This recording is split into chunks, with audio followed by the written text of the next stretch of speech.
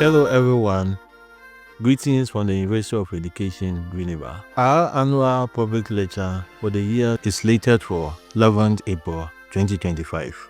The theme for this year's public lecture is Empowering Minds, Shaping Futures for 21st Century Education.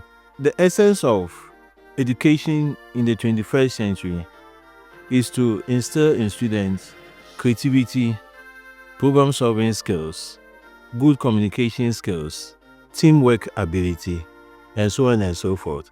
For this reason, we have invited Professor Pierre O. Lumumba to speak on the topic.